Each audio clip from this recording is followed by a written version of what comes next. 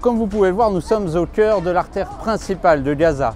Les magasins font désormais bonne figure, mais ne vous fiez pas aux apparences. Depuis l'opération Plomb Durci et l'offensive israélienne, tout a changé ou presque à Gaza. Alors comment vivent les Gazaouites au quotidien désormais? Voyez ce reportage signé Nouveau Regard.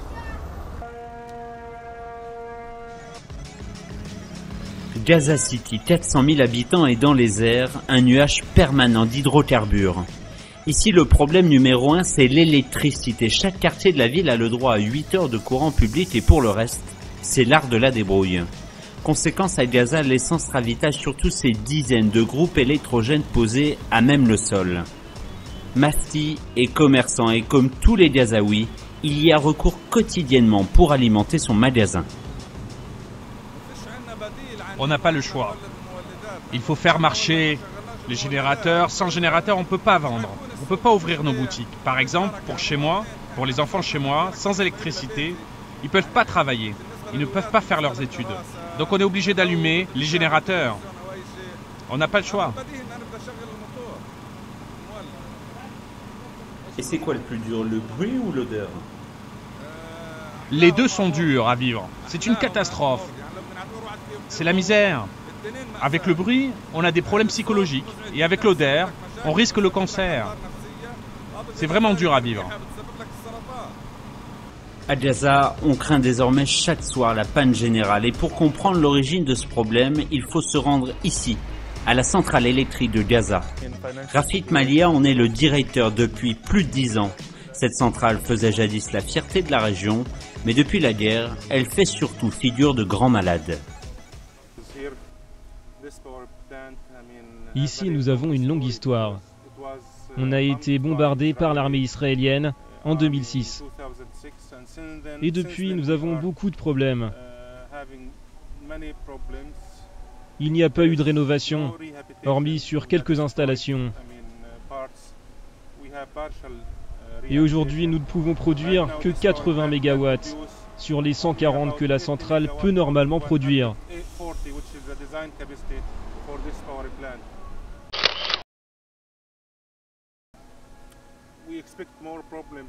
Et on attend encore plus de problèmes à l'avenir, parce qu'à cause de notre situation financière, nous ne pouvons pas assurer la maintenance comme il se doit. Nous avons même une unité hors service pour au moins 6 mois. J'imagine que vous êtes très triste de cette situation. On essaie de faire de notre mieux, mais à chaque fois qu'on résout un problème, un nouvel obstacle surgit aussitôt.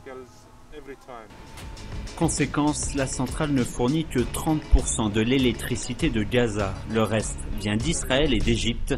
Et le futur s'annonce sombre, car le ravitaillement en fioul se fait au compte-gouttes. Problème de quantité, mais aussi de qualité. La plus grosse part du fioul arrive par les tunnels. On ne connaît pas l'origine. Et actuellement, le souci, c'est qu'il nous est très compliqué d'en contrôler la qualité. Or, le problème, c'est qu'on doit savoir si c'est du fioul à base de gaz naturel ou de pétrole. Si c'est du pétrole, on doit être sûr qu'il répond aux critères d'utilisation. Parfois, c'est très dangereux de contrôler le fioul venu d'Égypte. Cela peut surprendre, mais la centrale, elle aussi, a donc recours au tunnel pour se ravitailler. Tout au long de notre voyage, nous allons ainsi découvrir une autre économie parallèle, une bande de Gaza sous perfusion, droguée et souterraine. Les fameux tunnels, les voici. Ici transitent toutes sortes de produits, des armes, de la nourriture et même des voitures. Le marché est très juteux, au moins 20 000 $ par semaine pour leurs propriétaires et le ramassent. Sous la frontière égyptienne, il existerait ainsi plus d'1 millier de tunnels. Officiellement, l'Égypte participe en accord avec Israël au blocus de Gaza. Mais en sous-main, ces autorités favorisent en fait ce trafic, pouvant ainsi rançonner en toute impunité les Gazaouis. Conséquence, le blocus est une passoire. Il suffit de lever les yeux à Gaza pour le comprendre. Le ciment est normalement interdit et pourtant des dizaines de constructions sont en cours. Rencontre avec Omar Chaban en 4 ans. Cet économiste a vu Gaza se transformer comme jamais sous l'effet des tunnels et son constat est amer.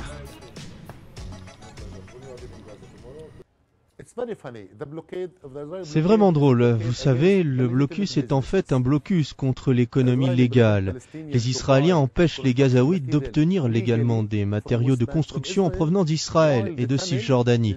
Et pendant ce temps, les tunnels sont utilisés pour faire venir ces matériaux depuis l'Égypte en douce.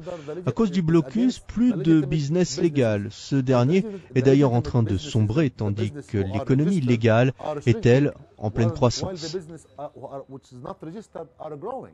Le blocus m'empêche, moi, un homme d'affaires lambda qui veut vivre normalement, de pouvoir construire une maison, pendant que ceux qui ont des tunnels se font énormément d'argent. C'est d'ailleurs pour ça qu'on les appelle les nouveaux millionnaires. Beaucoup de Palestiniens sont opposés aux tunnels. Moi, je ne veux pas m'en mêler. Je veux que mon pays, mon peuple, vive et travaille normalement et légalement. Le blocus a totalement bouleversé la société gazaouite. Il a même renversé la pyramide. Il a mis au sommet des gens qui étaient tout en bas, et inversement. Résultat, les classes moyennes ont presque disparu. Et dans toute cette société, les classes moyennes sont très importantes. Elles amènent la stabilité. Ce sont elles qui peuvent faire la paix, même avec Israël. Ce sont elles qui permettent aussi le développement. Depuis 2010, Israël a allégé son blocus et augmenté le passage des camions vers Gaza. Mais il sera difficile d'inverser le cours de l'histoire car Gaza est désormais totalement inondé par les tunnels. Pour s'en rendre compte, voici cette boutique d'informatique. Surprise, le propriétaire nous explique que tout ici est made in tunnel. Trop cher ou trop difficile à obtenir, les produits israéliens ont en fait totalement disparu des rayons. Autre visite dans un centre commercial, il a ouvert ses portes en juin dernier et là aussi, même constat. Ces boîtes de céréales par exemple ou encore ces fruits et légumes viennent bien d'Israël, mais pour le reste vous avez sous les yeux du Made in Tunnel. Même ce célèbre fromage français transite lui aussi sous la frontière. En réalité, même si le blocus s'arrêtait demain, le système mafieux des tunnels lui n'est pas près de disparaître.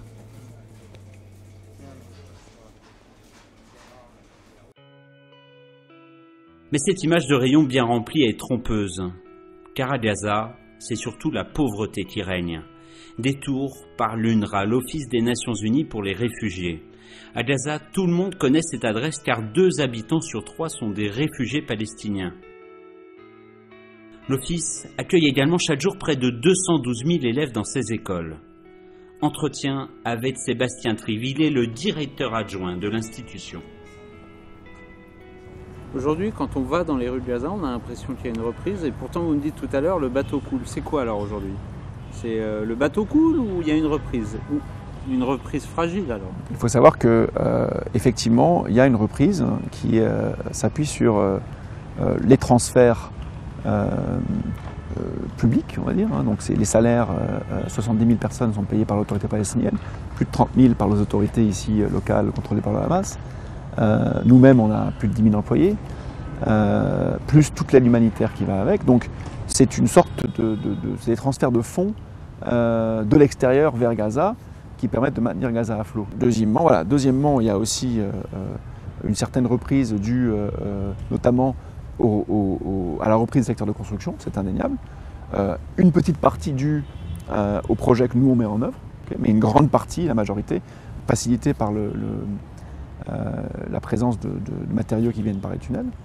Mais quand on regarde l'impact macro de cette amélioration, entre guillemets, on voit qu'on est passé de 70% de la population qui dépend de l'aide humanitaire à 50%. On est passé de 45% de chômage à 35%. Donc évidemment, ça s'améliore, mais ça reste catastrophique. Donc on est sous perfusion. Et le blocus, vous en pensez quoi aujourd'hui? Donc non seulement ça va à l'encontre du droit international, et donc ça mine la crédibilité de la communauté internationale, et notamment du monde occidental, mais c'est aussi totalement contre-productif. Voilà. Donc c'est impératif que ça change, ça fait des années qu'on le dit, mais en attendant ça ne change pas, et c'est notamment les jeunes et les enfants de Gaza qui en paient le prix. On a des centaines de millions de dollars de projets pour reconstruire Gaza, et seulement une toute petite partie de ces projets, pour nous c'est 28% de ces projets, de notre plan de reconstruction de Gaza, qui a été approuvé par les Israéliens, qui nous permet au compte-gouttes de faire rentrer le ciment, les graviers et autres dont on a besoin. Alors même qu'il y a tellement de choses qui rentrent par les tunnels que le prix du ciment est maintenant plus bas si on l'achète à travers les tunnels que si on l'achète en Israël. Les autorités de facto contrôlées par le mouvement Hamas peuvent utiliser, et le font d'ailleurs, c'est tout à fait normal, hein, les matériaux de construction qui viennent par les tunnels, et viennent d'annoncer la construction de 1000 logements pour des familles qui ont perdu leur maison pendant l'opération Plomb Durci, dont plus de 400 familles de réfugiés. Les réfugiés, c'est l'UNRWA qui s'en occupe, vous voyez. Et nous, évidemment, on ne peut pas le faire, parce qu'on a certes reçu quelques accords pour mettre en œuvre un certain nombre de maisons, 1500 maisons, mais il faut en construire 10 000. Voilà. On a reçu l'autorisation de construire 42 écoles, il faut en construire une centaine. Donc c'est tout à fait insuffisant. Il ne faut pas se voiler la face, le bateau coule ici à Gaza.